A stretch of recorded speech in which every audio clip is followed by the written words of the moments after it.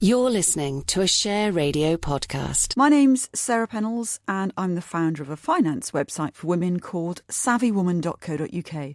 So I'm delighted that over the next 25 minutes or so, we'll be talking about finance from a female perspective. Now, I'll try and whisper this, but it's less than 2 weeks till Christmas.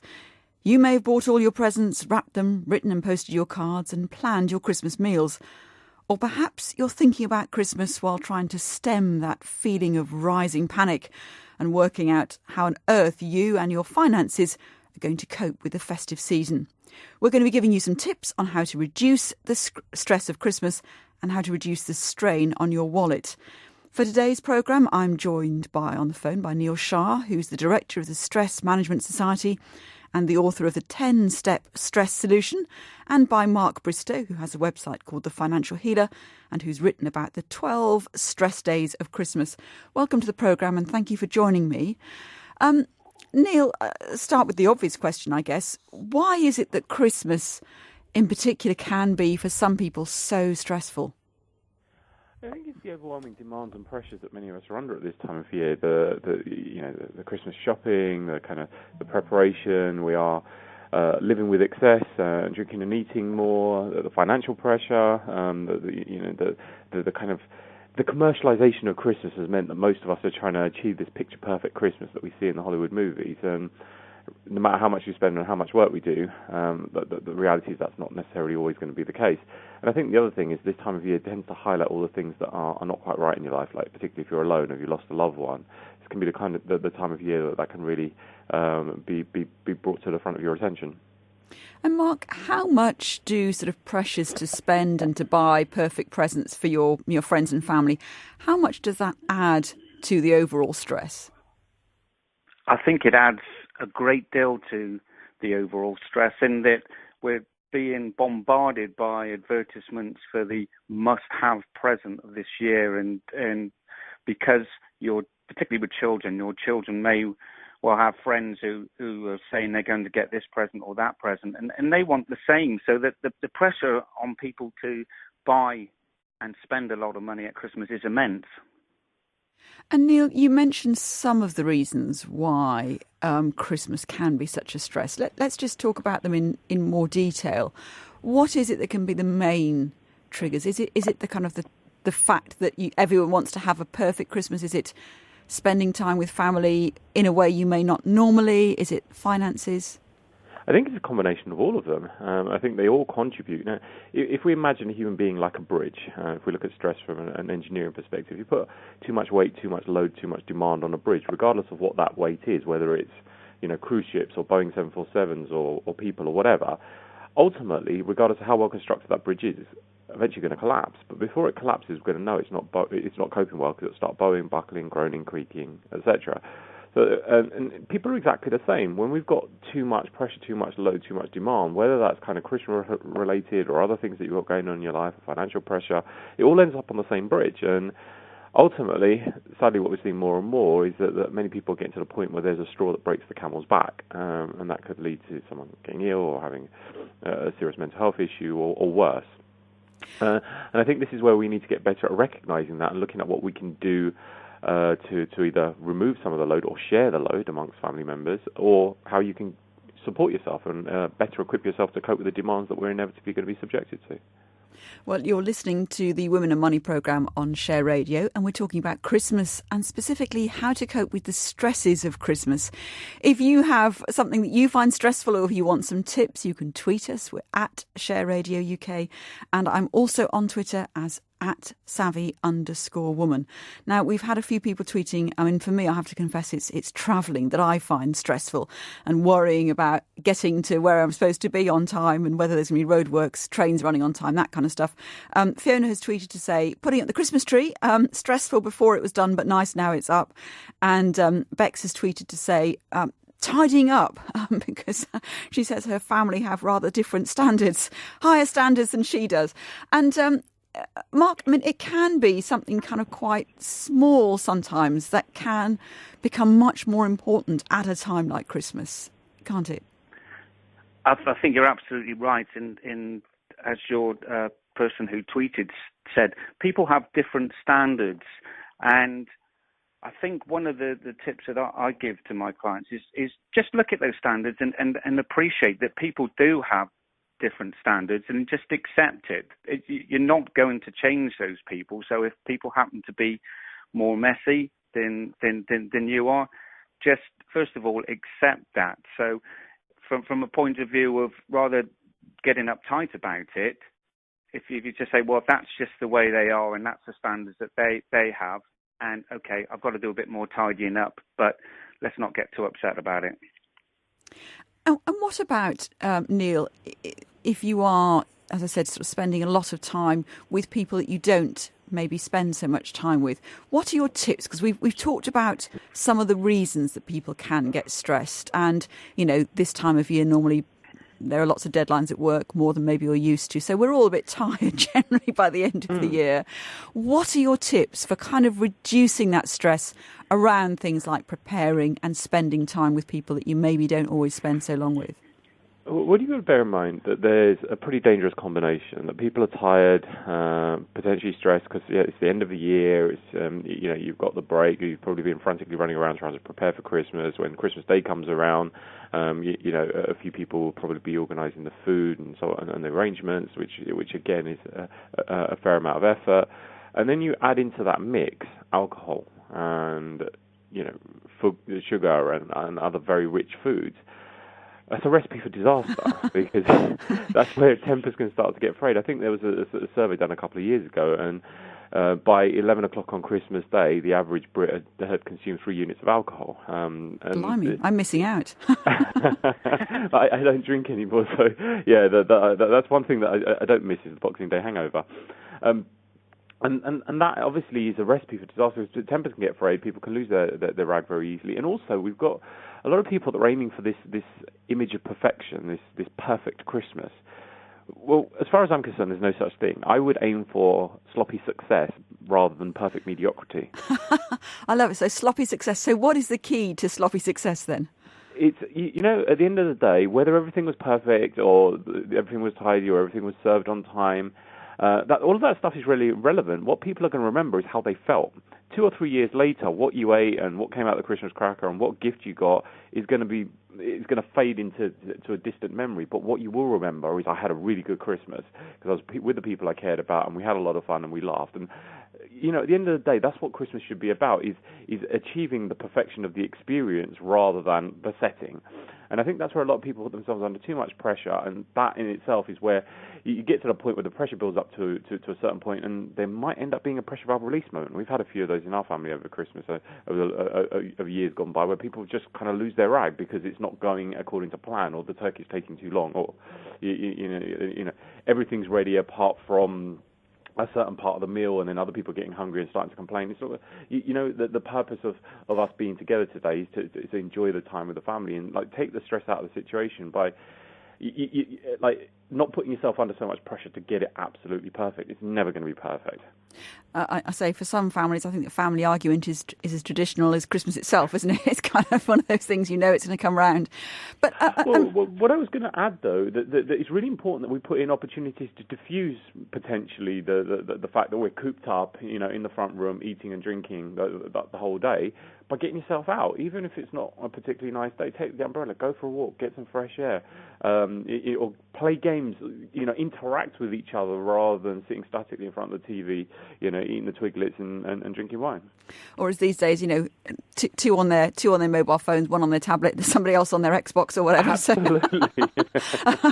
And Mark, what's the kind of equivalent of the sort of sloppy success, as Neil puts it, for the family, the family gathering? What's the kind of financial equivalent? Because again, as people feel under pressure to put on a perfect Christmas lunch, they also feel under pressure to put on a perfect Christmas sort of spread of presents, don't they? Yes, and one of the tips that I recommend, and we've used it ourselves within our family, is probably too late for this Christmas, but actually look at who we need to buy for. I mean, for years, for the older children that are now in their late teens or early 20s, it seems to be a case of all they want is money. So in which case, make an arrangement with in my case, my sister, that I won't buy for my nieces anymore because all we're doing is handing money backwards and forwards.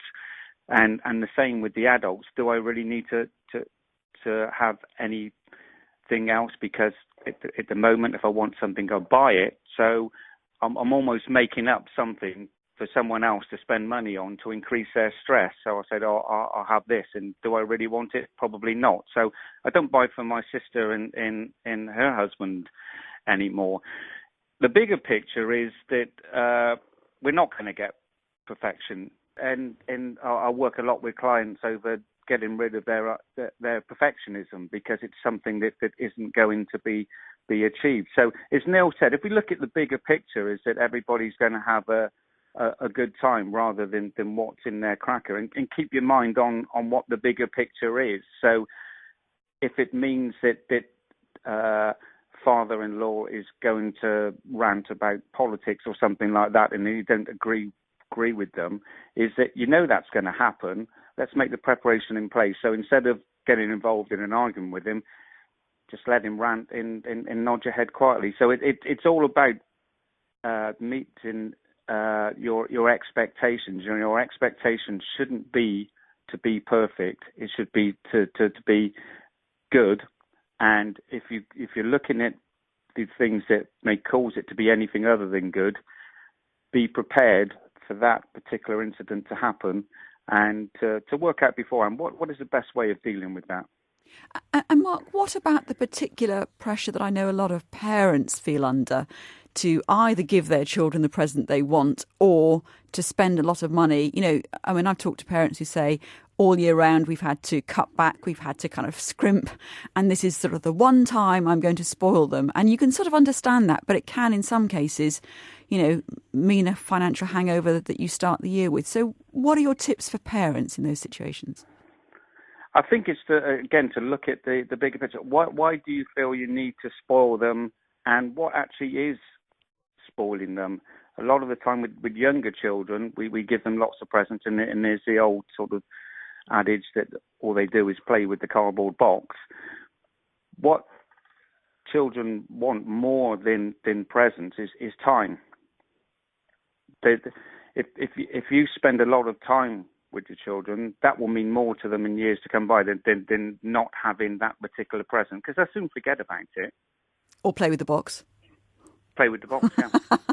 Great stuff. Now, we heard earlier on from Mark Bristow, who has a finance website called The Financial Healer and who's written about the 12 stress days at Christmas. My guests on the phone now are Neil Shah, who's a director of the Stress Management Society. Neil, I really liked your idea of this kind of sloppy success of Christmas. In terms of finances, Mark was just talking about, children really valuing the time you spend with them rather than necessarily the best present. But what would your advice be to not just necessarily parents, but, who do feel under that pressure to spend money for, work colleagues, buying a new outfit, going for a works do where they think it'll be one drink and it ends up being all evening at an expensive restaurant? How do you say no in those situations? And I think this is something that I've struggled with, because I pretty much stopped drinking about a year ago. Now I only very, very occasionally drink. I didn't want to reduce my opportunities to socialise with the people I care about, so I will now still go, but have a drink that potentially will remove the need for people to question whether I'm having a drink or not, like a sparkling water in a glass that makes it look like a gin and tonic or whatever.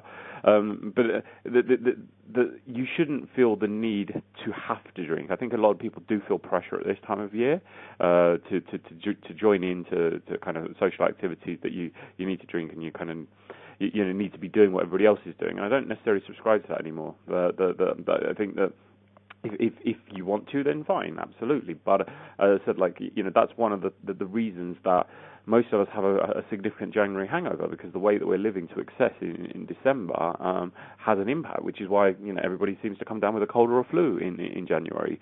So I think it's really extra important that we are taking care of ourselves at this time of year, because obviously the weather's changed, we're under more pressure, and we're going to be consuming more of the kind of things that we don't normally eat. We may be getting less sleep because social activities, that kind of thing. So I think it's really extra important that at this time of year you do take the time to take care of yourself. Well, I'm also joined on the phone now by Terry Donohoe, who's from the debt advice charity Step Change. And Terry, I mean, Christmas isn't a surprise. It comes around every year. But we do seem to sort of face the same challenges financially every year, which is maybe spending too much, buying more food than we need. And I'm assuming you see a big rise in the number of people contacting you after Christmas. What are your tips for trying to reduce the financial stresses of Christmas? Well, first of all, good morning, Sarah. Good morning. It's a really interesting fact that every January we see a rise in people contacting us with a financial hangover. They come to realise that the credit card bills land, towards the end of January. This year, over 60,000 people called our helpline in January. So, it's time to sit back and think, do we really need to be spending as much as we are on things that are probably going to hang around in the cupboard, especially, foodstuffs? And all those kind of brightly coloured liqueurs that nobody ever drinks after kind of Boxing Day, and they sort of sit there glaring at you. I mean, there are things that I guess you can cut back on quite easily, but, I still see on Christmas Eve people pushing trolleys piled high, and you're kind of guessing they're not necessarily hunkering down for a siege. Well, when you think about it, I'm going to have potentially 2, maybe 3 days off over the Christmas break. And when you see all these trolleys packed up with food, you think it can't possibly be consumed. So most of this stuff is going to sit in cupboards, but yet it's going to lay on your credit card. So, it's time to take stock and think, do you really need what you're loading into that trolley? And Neil, I mean, is it one of those times, are there any sort of good tricks like, imposing a cooling off period or working out how long something takes for you to earn the money to buy it? I mean, are there any sort of, good ways to try and stop yourself from getting into those habits that maybe you've done the year before and the year before of spending too much? Well, as I said, as I was saying earlier, that I think we have very much commercialised Christmas, and that's kind of, for me, removed the element and the magic of the season. What we do in our family now is that we have a secret Santa, as you would in a workplace, where you only have to buy for one other person, and we'll have a wish list of things that we need or would like, or things that we would really like to do. And mine this year, I've always fancied spending a day driving around in a Ferrari, so I put that into the pot. Hopefully that's what I'm going to get on Christmas Day. But that way it doesn't necessarily need to be something that's going to sit around collecting dust on a shelf, like a dodgy jumper that your mum bought for you that you're never going to wear. But it's something that you actually want, and rather than having the pressure of having to buy for everybody, you're buying for one person, but you're buying something that's actually going to be meaningful and of value. And that doesn't, for us, it could be something you actually physically want, or it could be an experience. And I think that kind of brings it back to that whole magical experience you have when you're a kid, where you write a letter to Santa Claus hoping that he's going to get you what you want. Whereas, for a lot of adults, you end up getting something you really don't want, you really don't need, and you'll either end up regifting, or it's going to sit in the back of a cupboard collecting dust until you give it to charity after a couple of years. Oh, you're sounding almost cynical, but no, I absolutely understand what you're saying. But and Terry, in terms of, actually making sure that you keep an eye on everything, I'm guessing that actually being upfront with other people about your finances, I don't mean necessarily having to tell them every penny that you've got or haven't, but actually saying, let's spend less this year, or let's not buy each other presents. That can be a problem for some people, but I'm guessing that honesty is really worth doing. I can see that people want to have the presents and the wrapping paper, and Christmas morning everybody's tearing all the paper off and sharing gifts. But to be honest with you, if you go for a walk just after Christmas, walk around the shops, you're going to see almost exactly the same thing for an awful lot less money than what they paid for it before Christmas. There's a lot to said for giving vouchers, so you can pop out to the sales and treat yourself to something you actually want that's going to fit you. Or a jumper that you would wear, it's probably going to be 30, 40, 50% less. It's crazy the hype that's allowed to build up before Christmas. And what about things like 0% credit cards? The credit card market is very competitive at the moment. Who can they help, and who should avoid them? Right, you need to be really, really careful. They're a fantastic idea. You can spend on a 0% card, and you can get up to 18 months to maybe 9 months interest-free. But if you break the terms and conditions, and they're very intricate terms and conditions, you can find that the interest is added. So you've got to be really careful, and then plan ahead for how you're going to pay it off in 9 months. because you've got spring that's coming, then you've got summer holidays, everything gets in the way, and before you know it, your contingency isn't there. So the card's going to end up costing you a lot more than being interest-free. And Terry, what's your advice to someone who kind of knows, maybe at the back of their mind that they are struggling, but was just thinking, we'll have a great Christmas and I'll deal with it afterwards? What would you say to them now as we approach the last couple of weeks before Christmas? I would say run a financial health check. We've got an online tool that people can use on our website called Debt Remedy.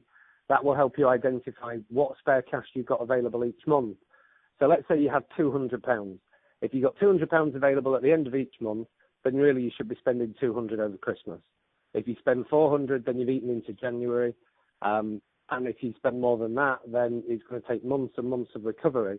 And it's only one day. It's just one day a year. And what about things like, if people are really struggling with the basics, such as, borrowing from one card to pay another, can't pay the energy, worrying about energy bills, those kind of things. What help can an organisation like yours give people if their finances are genuinely causing a huge worry and they can't quite see a way out? Well, I was also going to say that the thing about going slightly mad before Christmas is that it might close the door temporarily or even sort of longer term to various different debt solutions. Because, for instance, if a person was seeking some sort of insolvency like a debt relief order or bankruptcy, then you've got to be careful about your behaviour prior to applying for that kind of debt solution, because the door might be closed on you for up to 2 years. So there can be sanctions, for going a little bit mad before you then come to us, have an appointment with a debt advisor over the phone, and then we say, oh, this is what you should do, but because of what you've done, you'll have to wait for some months or maybe 2 years. So, you've got to be careful. And this is going to sound like a very obvious thing to say, but I know that from having talked to, your colleagues over the years, that a lot of people try and deal with their debt problem for a long time before they approach a debt advice charity for help, which can also close some options, can't it? It can, but what I would say is that if you call us on our helpline, have a chat with us, arrange an appointment with a debt advisor, let's have a look at your finances. We're not going to put you under any pressure, we're not going to judge you. We're going to look at the situation, give you practical hints and tips, practical debt solutions that are open to you, and then you can have a think about it and decide whether or not you want to go ahead.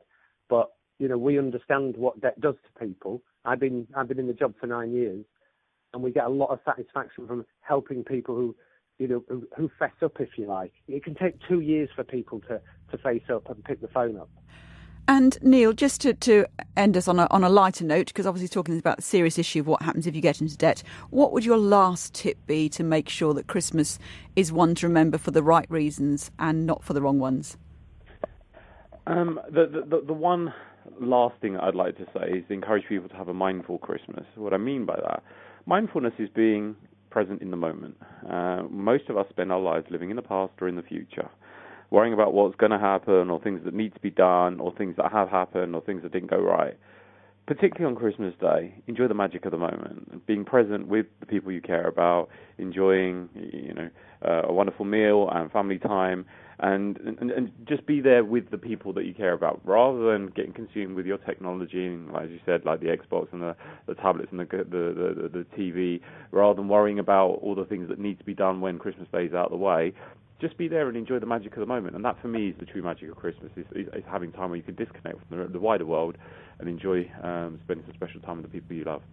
Well, absolutely the right note to end on. Thank you very much indeed. That's all we have time for. I'd like to thank my guests, Neil Shah from the Stress Management Society and the author of The 10-Step Stress Solution. We heard in the first half of the programme from Mark Bristow, who's got a website called The Financial Healer, and also from Terry Donahoe, who's from the debt advice charity Step Change.